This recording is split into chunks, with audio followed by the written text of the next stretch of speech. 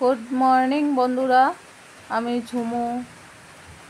দেখো, আজকে তোমাদের সাথে একটা ভিডিও শেয়ার করতে এসেছি। তোমরা এই শাকটাকে কেউ চিনো? যদি চিনে থাকো তাহলে কমেন্ট করে বলবে তোমরা এই শাকটাকে কি নামে ডাকো।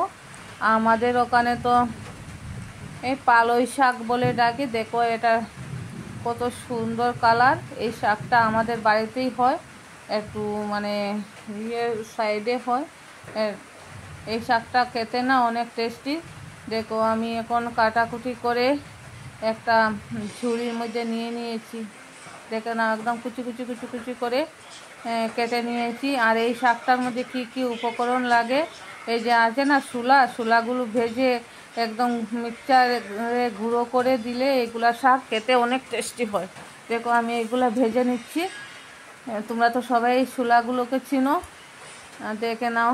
আর এখন আমি ওখানে সম্বাসের জন্য শুকনো লঙ্কা দিয়ে দিয়েছি, রসুন দিয়ে দিয়েছি, তারপরে মরিচ, লঙ্কার গুঁড়া, হলুদ গুঁড়া আর সব বাকি যা যা উপকরণগুলো লাগে তাই আমি তেলের মধ্যে দিয়ে দিয়েছি। যদি একটু তেলের মধ্যে না দিই তাহলে কাঁচা মশলাগুলোর গন্ধ করবে, খাওয়া যাবে না, ঠিক আছে?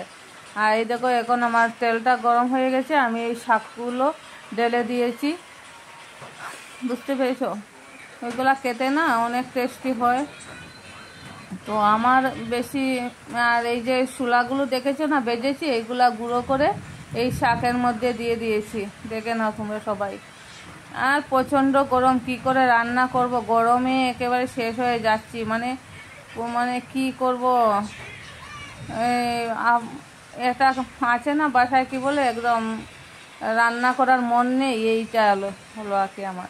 আর শাকটা দেখো আমি অলরেডি বসিয়ে দিয়েছি, এখন অল্প নাড়াচাড়া করে